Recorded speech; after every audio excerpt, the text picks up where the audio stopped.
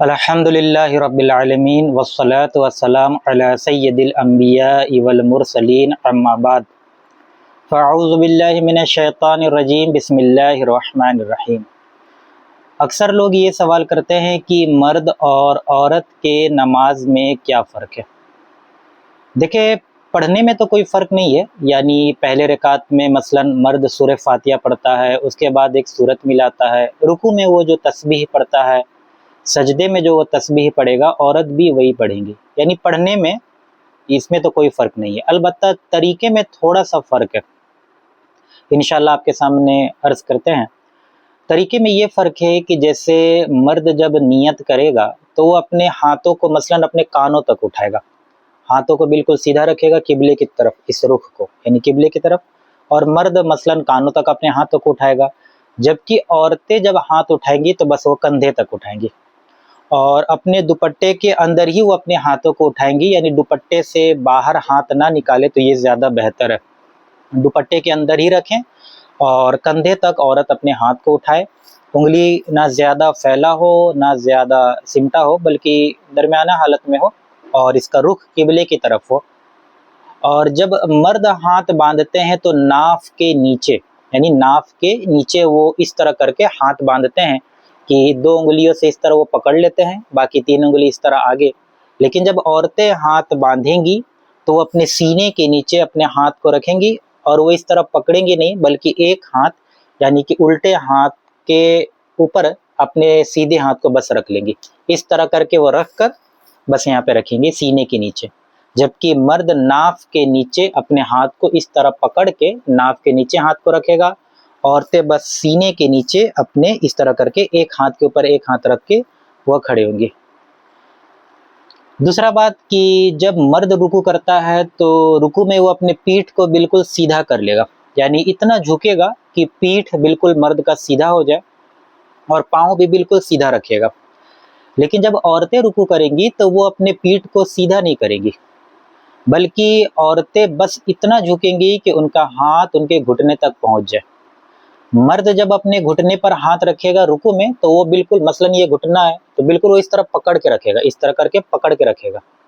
لیکن عورتیں رکوع کی حالت میں اپنے گھٹنے کو اس طرح پکڑیں گی نہیں بلکہ بس وہ اپنے گھٹنے پر اس طرح ہاتھ رکھیں گی، بس یعنی اس طرح پکڑنا نہیں ہے، جبکہ مرد پکڑیں گے، اور عورتیں بس اتنا جھکیں گی کہ ان کا ہاتھ گھٹنے تک پہنچ جائے،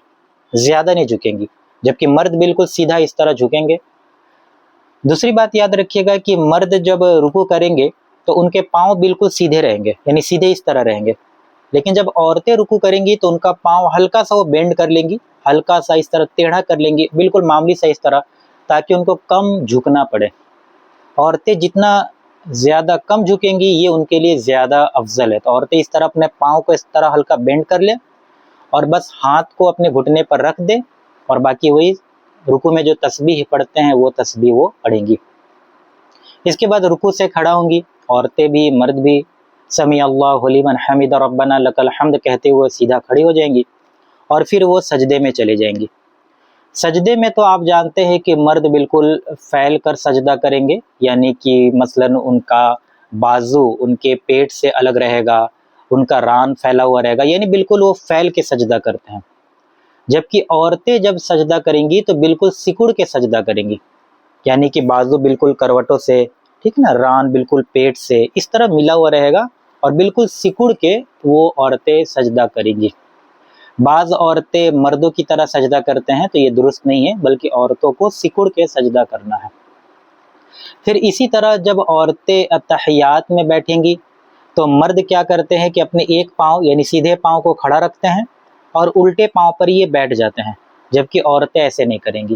عورتیں جب اتحیات پڑھیں گی تو اپنے دونوں پاؤں کو اس طرح بچھا کر رکھیں گی، اور دونوں پاؤں کو سیدھی جانب یعنی رائٹ سائڈ ادھر کو وہ اس طرح نکال کر رکھیں گی، اور اس پر وہ بیٹھ جائیں گی، وہ اپنے پاؤں کو اس طرح کھڑا نہیں رکھیں گی۔ اسی طرح مرد جب سجدہ کرتے ہیں تو پھیل کر سجدہ کریں گے اور اپنے پاؤں کو اس طرح کھڑا کر لیتے ہیں سجدے کی حالت میں، جبکہ عورتیں ایسا نہیں کریں گی، وہ سکڑ کے سجدہ کریں گی اور اپنے پاؤں کو اس طرح بچھا کر یعنی سیدھا نکال کر وہ اس طرح سجدہ کریں گی۔ تو یہ کچھ باتوں کا عورت اور مرد میں فرق ہے، اور عورتیں اس بات کا بھی خیال رکھیں گی کہ اکثر عورتوں کا جیسے مثلاً یہاں تک پہنے رہتی ہیں وہ کلائی نظر آتا ہے، تو اس سے نماز فاسد ہو جائے گا ان کا. تو جب عورتیں نماز پڑھے تو بالکل اچھی طریقے سے کلائی وغیرہ وہ چھپا لے، اور دوپٹہ کے اندر ہی وہ اپنے ہاتھوں کو کندھے تک اٹھا کے اپنے نماز کو آگے جاری رکھیں. تو یہ کچھ باتیں مرد اور عورت کے نماز کے طریقے میں فرق ہے، باقی اور کوئی فرق نہیں ہے. امید کرتے ہیں کہ آپ سمجھ گئے ہوں گے. اسی طرح کے اگر مسئلے آپ جاننا چاہتے ہیں تو آپ ہم سے ہمارے کانٹیکٹ نمبر سے واٹس ایپ کے ذریعے رابطہ کر سکتے ہیں. وآخر دعوانا الحمد للہ رب العالمین.